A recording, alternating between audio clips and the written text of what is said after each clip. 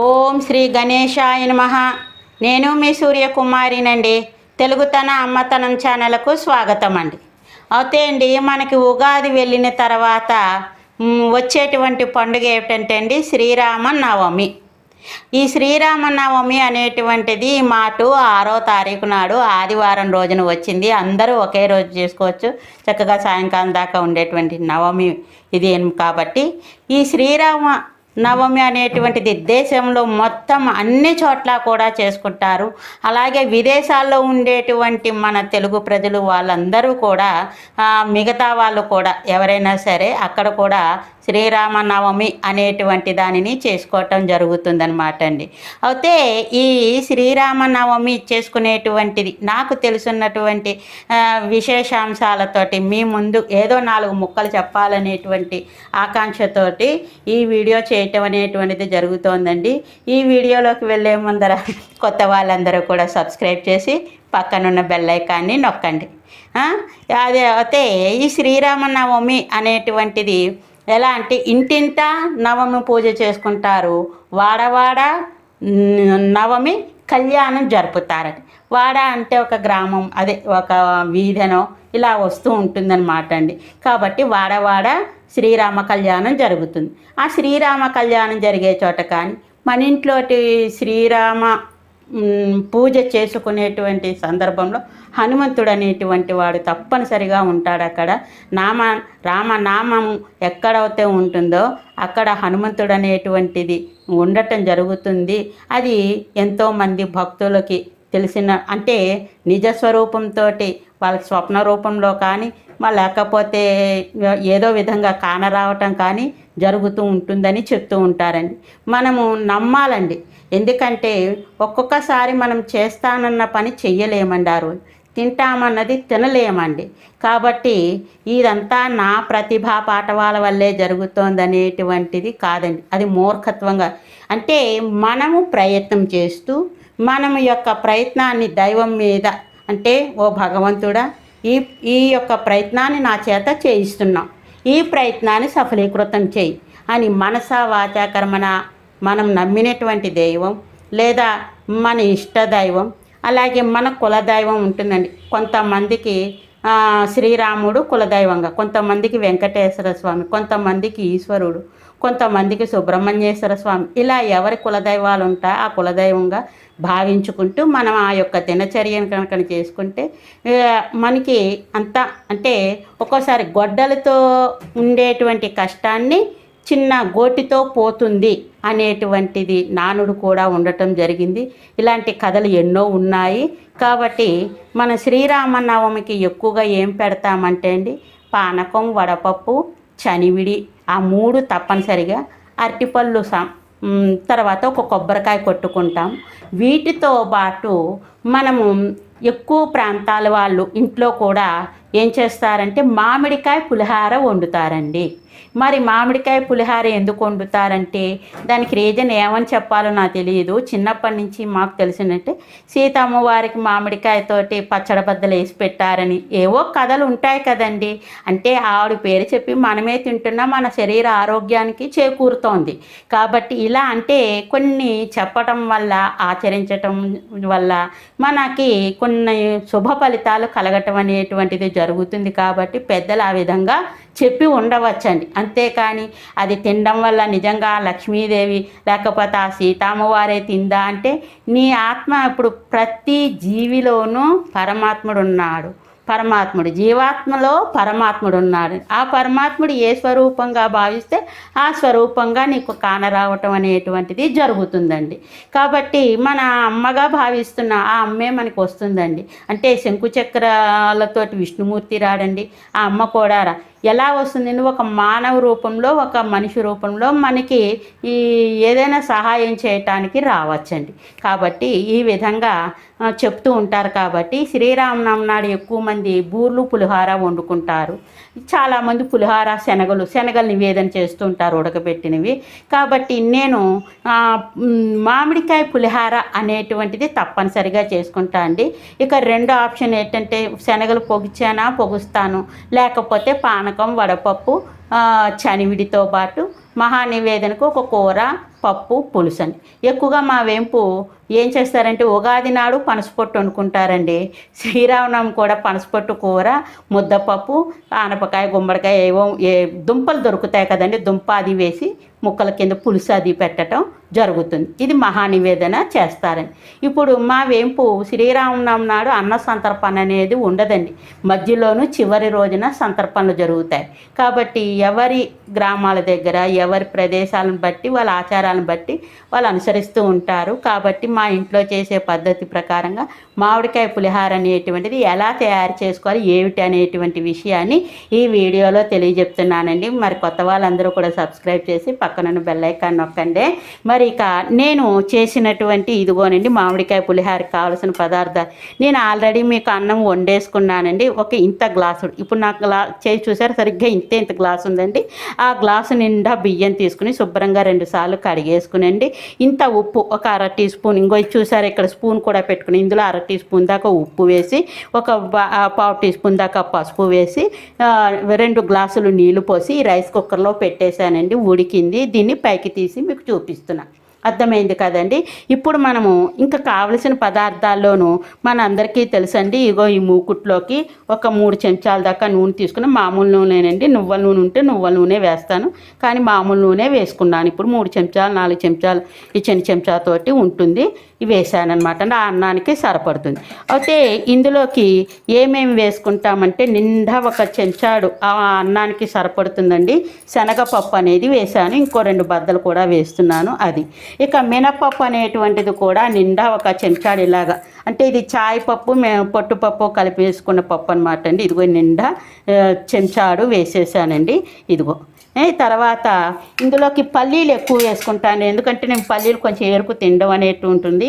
ఈ కప్పు చూశారు కదా, ఈ కప్పులో ఇక ఇంత వెలితిగా ఈ పల్లీలు కూడా అన్నీ కలిపి ఒకేసారి వేయించేస్తాను.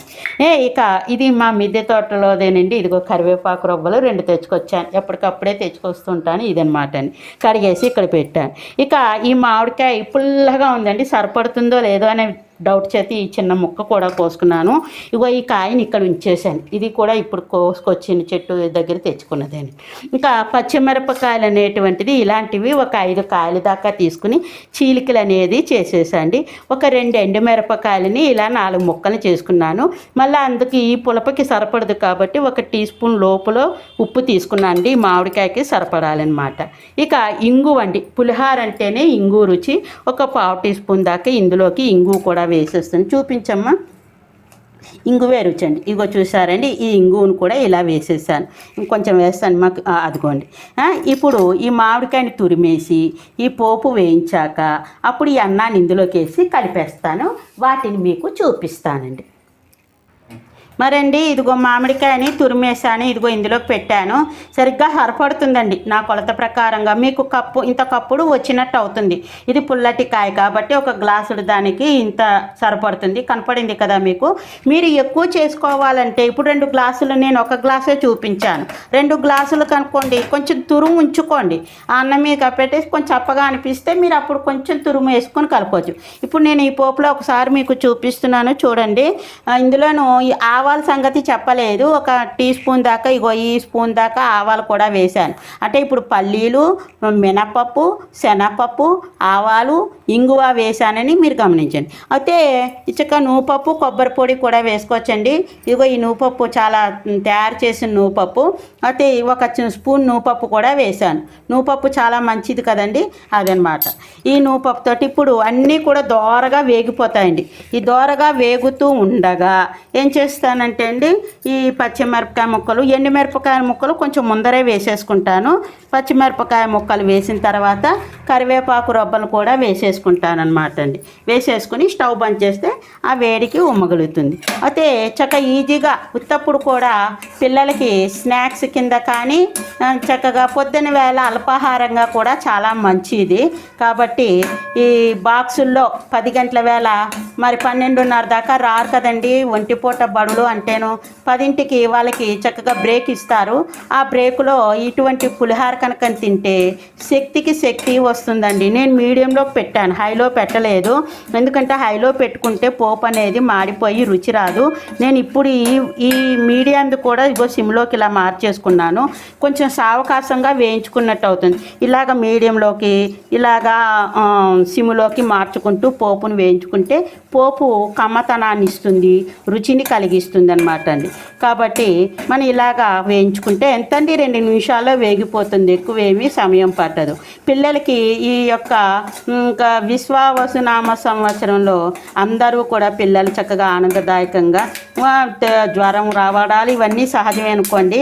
మరి వాళ్ళకి మంచి అంటే అస్తమానం డాక్టర్ దగ్గరికే వెళ్ళక్కర్లేకుండా మనం ఏ మిరియాలు కొంచెం పాలు కింద జలుబు దగ్గు వస్తే, మీకు దగ్గు ఉంటే కనుకనండి జామాకు రసం తీసి పట్టిస్తే దగ్గు అనేది తగ్గుతుంది. అంతేకాదండి, ఇక మరి వేడి ఉల్లిపాయ పకోడీలు పెట్టినా కూడా దగ్గు తగ్గుతుందండి. అందరికీ ఇది ఆశ్చర్యంగా అనిపించవచ్చు, కానీ ఇది మా గురువుగారు చెప్పారనమాట అండి. ఆయుర్వేదం డాక్టర్ గారు ఆయన ఇప్పుడు కాలం చేశారనుకోండి, అదనమాట. కాబట్టి ఇలా పిల్లలకి ఏవో ఇంట్లో కొంచెం ఓపిక తెచ్చుకుని చేసి పెడుతూ ఉంటే, ఉద్యోగస్తులైనటువంటి వాళ్ళు ఏం చేస్తారంటే, మీరు వెళ్ళే ముందరకే కొంచెం హాట్ బాక్స్లోకి చేసేసి ఉంచండి. వచ్చాక వాళ్ళని తీసుకుని తినమనమని చెప్పండి. ఒక్కోసారి తీసుకుని తింటారు. నీళ్ళు కూడా ఫ్రిడ్జ్లో కంటే కుండ దాంట్లో నీళ్లు చాలా శ్రేష్టము. తర్వాత మీకు ఈ సమ్మర్లో పిల్లలకి వేరే ఏంటండి కుల్ఫీ అనేది నేను తయారు చేస్తాను. చిన్న కుండ పిడతలు తెచ్చుకుని వచ్చి అది కూడా మీకు చూపిస్తాను. చక్కగా శనివారం రోజున అది చేస్తే 4 రోజుల పాటు తినడానికి అది ఉంటుంది. ఫ్రూట్స్తో కుల్ఫీ చేసుకోవచ్చు, క్యారెట్తో కుల్ఫీ చేయొచ్చు, రకరకాలుగా చేసుకోవచ్చండి. ఇప్పుడు ఎండుమిరపకాయ ముక్కల్ని వేసేస్తున్నాను. ఈ సమ్మరు దాంట్లోనూ పిల్లలకి ఏది ఇష్టమైతే కొంచెం భగవద్గీత శ్లోకాలని, లేకపోతే ఏక రామాయణ శ్లోకం అని ఉంటుందన్నమాట అండి. ఇలాంటివి ఇవన్నీ నేర్పిస్తుంటే సంగీతం, పాటలు, లేకపోతే డాన్స్ అనేది ఇలా ఏదో ఒకటండి చేస్తూ ఉంటే వాళ్ళకి చక్కగా ఫిజికల్ యాక్టివిటీ ఉండాలండి. మెంటల్గా కూడా చక్కగా వాళ్ళు ఫిజికల్ యాక్టివిటీ వల్ల మెంటల్గా కూడా వాళ్ళు స్ట్రాంగ్గా ఉండటం అనేటువంటిది జరుగుతుందన్నమాట అండి. చూసారా పోపు వేగుతోంది. ఇక ఇందులోనే కొబ్బరి గుండ కూడా ఉంటే 1 స్పూన్ వేసుకోవచ్చండి. నేను ఇప్పుడు వెయ్యలేదు. ఇంకా ఈ పోపు చూసారా దోరగా వచ్చినట్టే కదా, చూడండి మీకే కనపడుతుందా. ఇగో ఆవాలు కూడా చిట్టపట్టలాడుతున్నాయి చూసారా, దోరగా వచ్చేసింది. కాబట్టి ఈ పచ్చిమిరపకాయ ముక్కలు ఇందులో వేసేస్తున్నాను. వేసేసి 1 నిమిషం అయ్యాక కట్టేస్తానండి. పచ్చిమిరపకాయ ముక్కలు కూడా చిట్టపట్టలాడుతుంది కదా, కట్టేస్తాను. అంటే కరివేపాకు వేసి కట్టేసి ఆ మూకుడు వేడికే ఇలా కలుపుతూ ఉంటాను. 2 నిమిషాలు అయ్యేటప్పటికి పోపు చక్కగా ఉమ్మగలుగుతుంది. అదనమాట అండి. ఈ కరివేపాకు కూడా వేసేసాను. ఇగో స్టవ్ బంద్ చేసేసాను. అగో చూసారా చప్పుడు అవుతుందండి. అంటే ఈ వేడినంతా ఈ కరివేపాకు గుంజేసుకుంటుంది అనమాట అండి. ఇప్పుడు మనము ఈ అన్నాన్ని చక్కగా విశాలంగా కలుపుకోవచ్చండి. ముందర ఈ తురుము అనేటువంటిది ఇందులోకి వేసేసానండి. అర్థమైందా అండి? ఈ తురుము అనేది ఇందులోకి వేసేసాను. వేసేసిన తర్వాత ఈ పోపుని 1 నిమిషం ఇలాగే కలుపుతాను. ఎందుకంటే మూకుడు వేడి అంతా కూడా తగ్గిపోతుందన్నమాట. లేకపోతే అడుగుది మాడిపోయినట్టు అయిపోతుంది, పోపు రుచి బాగుండదు. చూశారు కదా. ఇప్పుడు ఈ పోపును కూడా నేను ఈ బేసన్లోకి వేసేస్తున్నానండి. చూసారండి, వేసేసాను.